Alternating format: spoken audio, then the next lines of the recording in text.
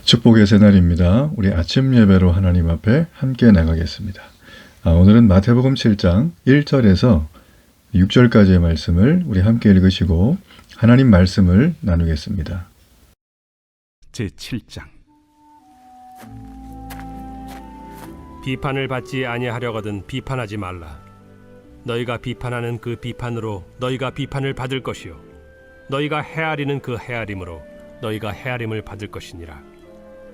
어찌하여 형제의 눈 속에 있는 티는 보고 내 눈 속에 있는 들보는 깨닫지 못하느냐? 보라, 내 눈 속에 들보가 있는데 어찌하여 형제에게 말하기를 나로 내 눈 속에 있는 티를 빼게 하라 하겠느냐? 외식하는 자여, 먼저 내 눈 속에서 들보를 빼어라. 그 후에야 밝히 보고 형제의 눈 속에서 티를 빼리라. 거룩한 것을 개에게 주지 말며 너희 진주를 돼지 앞에 던지지 말라. 그들이 그것을 발로 밟고 돌이켜 너희를 찢어 상하게 할까 염려하라. 이제 곧 있으면 한 해가 마무리가 됩니다. 내년을 새롭게 기대하면서 많은 사람들이 계획을 세우고 또 지나온 올 한 해의 여러 시간들을 반성하면서 이 자기 스스로의 성찰과 또 쉼과 또 회복을 얻는, 그래서 새로운 동기부여를 얻는 그런 시간들을 갖고 있습니다. 여러분, 이 한 해 동안 많은 성취한 것들, 기쁜 것들, 이루어낸 것들, 나름대로 자긍심 있는 것들이 있을 겁니다. 그렇지만 그 반대로 이건 여전히 어렵다, 해마다 하지만 쉽지 않다 하는 것들도 있죠. 여러분, 그 중에서 우리가 크게 느끼는 것 중에 하나는 대부분 인간관계에서 많은 어려움을 겪을 것입니다. 인간관계가 왜 어려울까? 우리가 살아보면서 느끼는 거지만 사람들이 다 다르기 때문이에요. 이 땅에는 모든 80억이 넘는 사람들은 동일한 사람이 없습니다. 유전자도 다르고 염색체도 다르고, 그렇죠? 뭐 눈의 뭐 동자도 다르고 다 다릅니다. 생김새도 달라요. 쌍둥이들을 보면. 자, 그러다 보니까 우리가 사실은 많은 어려운 것들을 스스로 노력해서 헤쳐나가지만 인간관계만큼 어려운 것은 없는 것 같습니다. 특별히 우리는 그리스도인이죠. 하나님의 자녀로 세상을 살아가다 보면 어떤 성경의 분명한 기준을 가지고 다른 사람을 대해야 되는데 그렇지 못할 때 우리 마음에는 큰 아픔도 있고 혼란스러움이 있을 때가 있죠.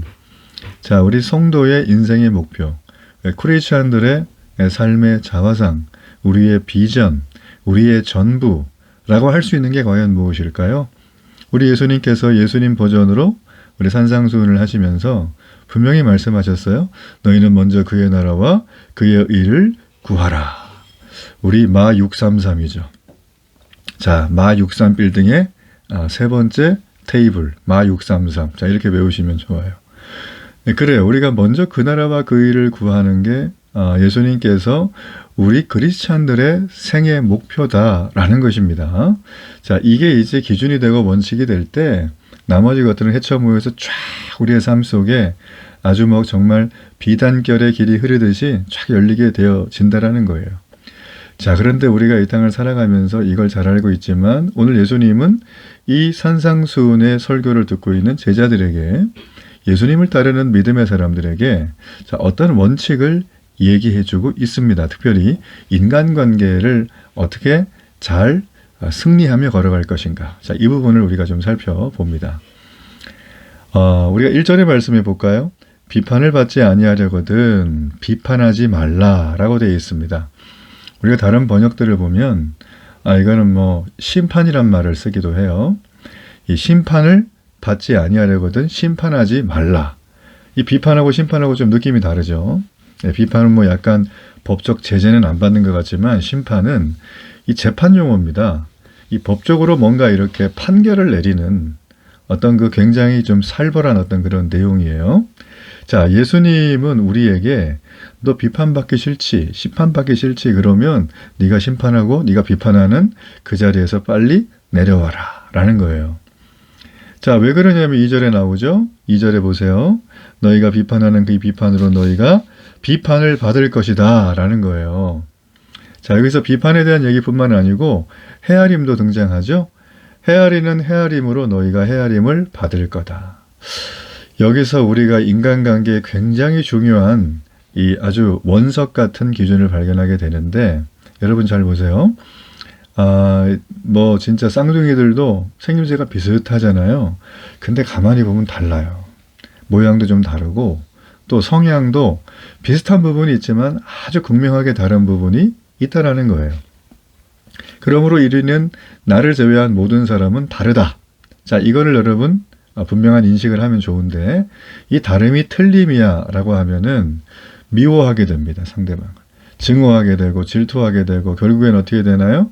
예, 폭력이 난무하고 살인을 저지르게 되는 거죠.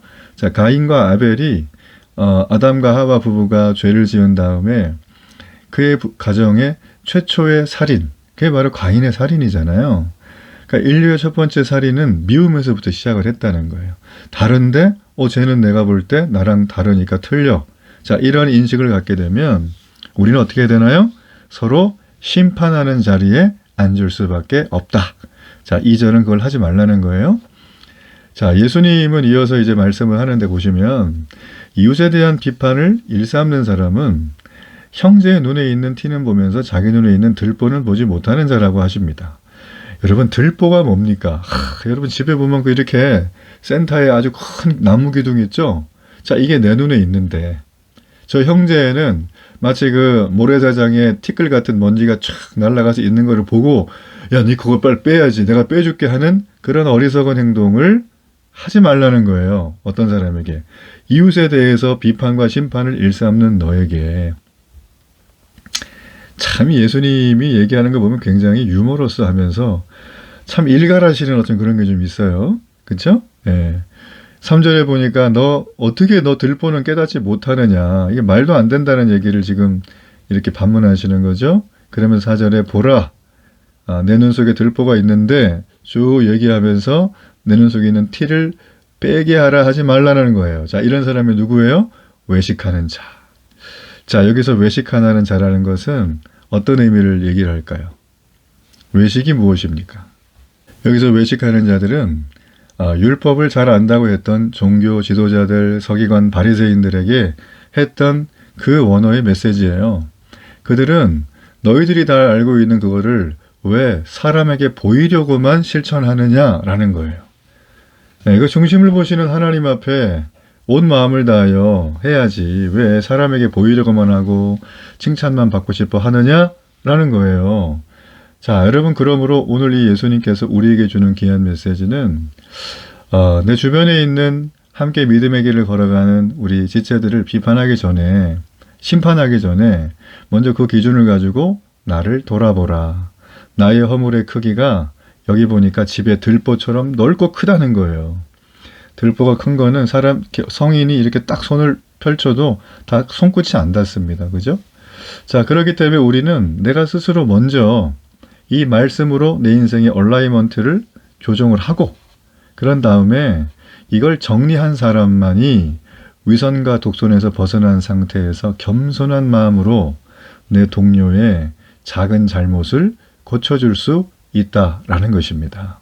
자, 그런데 이런 태도는 우리 형제, 즉 믿음의 지체들을 대할 때, 요즘 말로 성도들을 대할 때 적용하는 거예요. 불신자를 대할 때는 다른 태도입니다. 자, 그게 바로 6절의 말씀이죠. 거룩한 것을 그에게 주지 말며 너희 진주를 돼지 앞에 던지지 말라. 그들이 그것을 발로 밟고 돌이켜 너희를 찢어 상하게 할까 염려하라. 자, 여러분, 구분이 필요해요. 자, 불신자를 대할 때는 어떤 태도인가? 예수님은 비유적인 표현을 쓰셨습니다. 자, 개와 돼지. 자, 이거는 당시의 유대인들이 이방인들을 지칭할 때 사용하는 표현이에요. 불신자들을 말하는 거죠. 그러니까 하나님을 믿지 않고 하나님 백성을 대적하는 자들이 그때도 있고 지금도 있습니다. 자, 우리가 그들에게 맞추려고 우리의 정체성까지 왜곡하고 변질시키면서 그들을 맞춰줘서는 안 된다는 겁니다. 다른 사람을 용납하기 위해서 내가 말씀 안에서 복음을 위하여 스스로 변할 수는 있지만 복음의 적대적인 사람들과의 관계 때문에 내 신앙과 진리를 왜곡시키는 어리석은 선택을 해서는 안 된다라는 것이죠. 여러분, 그러므로 우리는 정말 그 발로 밟고 돌이켜 우리를 찢어 상하게 하려고 하면 그 개와 마찬가지로 존재가 되는 것이기 때문에 거룩한 것을 그 불신자들에게 주지 말고 다른 이들에게로 가는 지혜가 필요하다라는 것입니다.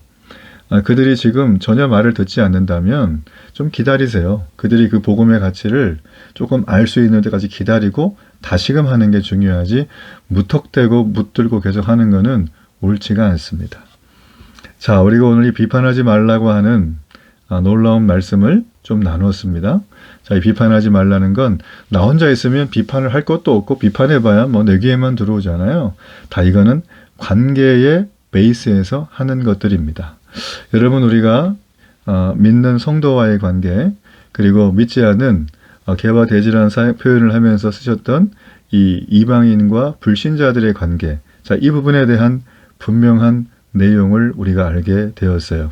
여러분도 이 말씀을 우리의 삶 속에 적용하시면서 내 눈에 들보를, 티가 아닌 들보를 먼저 크게 보고 그 들보를 빼내고, 그 빼내면서 우리가 눈물로 회개하고 하나님 앞에 엎드려 통에 자복하고 내 얼굴에 모든 눈물로 씻어질 때 우리 형제에게 있는 티는 그 눈물에 씻겨서 저절로 사라질 줄로 믿습니다. 이런 겸손과 온유한 마음으로 그들과 함께하는 관계가 날마다 그리스도의 이름으로 아름답게 승리하는 은혜가 있기를 바랍니다. 우리 결단의 기도를 드립니다. 좋으신 하나님, 오늘도 내 눈에 있는 들보를 보는 이 하루가 되게 하셔서 눈물로 하나님 앞에 회개하고 이 들보가 빠지며 내 형제에 있는 그 작은 톱밥 같은 알맹이마저 눈물에 씻겨나가는, 그래서 온 교회 성도의 지체들이 기쁨으로 나가는 이 하루가 되게 하소서. 예수님의 이름으로 기도합니다. 아멘.